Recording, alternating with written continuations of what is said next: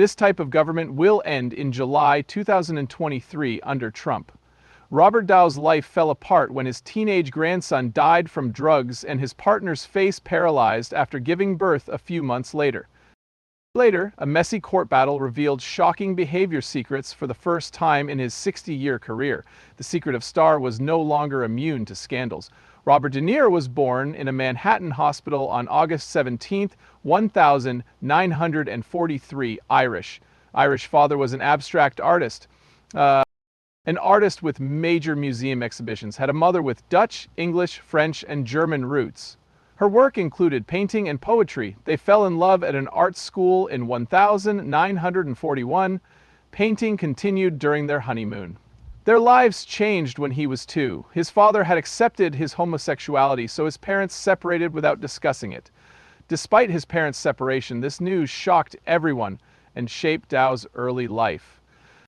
His father was close and involved. He was called Bobby Milk as a child because he was pale and skinny.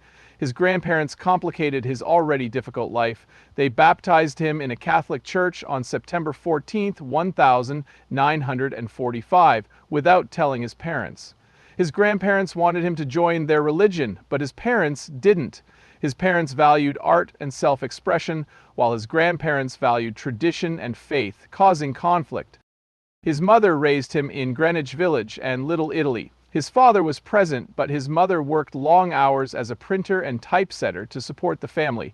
Thus, Robert De Niro spent a lot of time alone and found comfort in movies. He became obsessed with movies, especially Greta Garbo, after his father took him to the movies. Although he didn't know why, her performances stuck with him. Without warning, his mother got a job typing scripts for a theater workshop, and as part of her payment, Robert De Niro was allowed to take free acting classes at 10 years old. This was his first taste of acting soon after he played the Cowardly Lion. In April 15, 1954, he performed in a school play of The Wizard of Oz. As he aged, school became less important.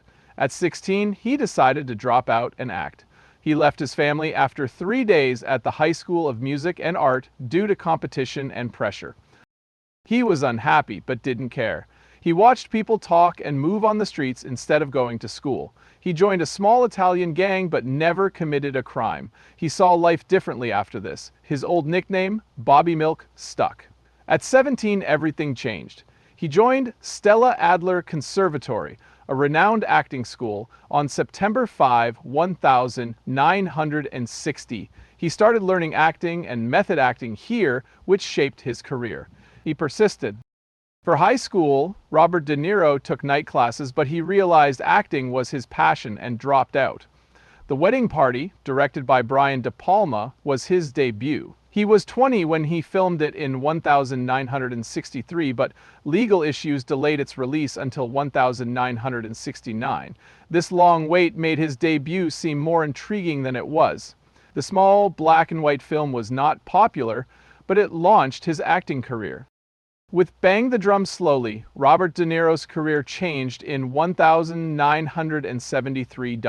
The baseball film focused on friendship and loss. Bruce Pearson, an inept catcher dying of Hodgkin's disease, was played by De Niro. He took the job seriously and spent months learning baseball, even training with the Cardinals. He sought natural movement, his acting felt genuine, not staged, and critics praised his deep passion for the character. He auditioned 7 times before getting the role. On July 26, 1973, the small film grossed $5 million, a big hit. More importantly, it showcased Robert De Niro to Hollywood. That year, De Niro met Martin Scorsese, who shaped his career.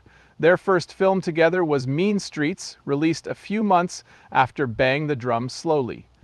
De Niro wanted the lead role, but didn't get it. He chose his friend Harvey over Robert De Niro, who played Johnny Boy, a reckless gambler who always got into trouble. He added wild energy, making Johnny Boy unpredictable and dangerous, making him perfect for this role. No one could look away from him. The $500,000 film was difficult to make. Scorsese had to pay local mobsters to stay out of the way while filming in Little Italy. One building owner wouldn't let them film until Scorsese's father negotiated the film's difficult deal. Critics praised the film's authenticity and energy. Robert De Niro became famous in Hollywood after winning Best Supporting Actor. His 1974 role as young Vito Corleone in The Godfather Part 2 made him a star. De Niro was serious and prepared for 4 months. He practiced his Sicilian accent to sound genuine. The film was a hit, and Robert De Niro, 31, won the Oscar for Best Supporting Actor. He was filming another movie in Italy and didn't attend the ceremony as usual. Work was his priority. It was a big night for him and The Godfather Part 2, which won 6 Oscars. The award went to him over Michael Vigazzo and Lee Strasberg. His Oscar win proved he was a top actor, and just the beginning. Robert De Niro's taxi driver performance and preparation were impressive. He got a real taxi license and drove 12-hour shifts in New York for 3 months to experience the life of a cab driver. He wanted recognition, but few people noticed him after winning an Oscar for The Godfather Part 2. Like Travis, he needed to feel invisible. He immersed himself in the role, not just studied it. The iconic scene where Robert De Niro asks, "You talking to me?" was created while looking in the mirror and acting insane. He did more to become Travis. To understand PTSD, he lost 35 pounds and spent time with Vietnam War veterans. He wore Travis's boots for 2 months and walked 15 miles a day to make them feel like second skin before filming. He became Travis, not just look like him. However, Robert De Niro wanted more. Raging Bull actor Robert De Niro took his role as boxer Jake LaMotta seriously. He sparred and trained with LaMotta for months. De Niro could have boxed professionally, said LaMotta. De Niro skipped the fat suit to portray LaMotta as older and heavier. Instead, he gained 60 pounds for the role. He traveled through Italy and France for 4 months, eating pasta, bread, and ice cream. He went from 145 to 215 pounds to change his body. He struggled to breathe due to rapid weight gain.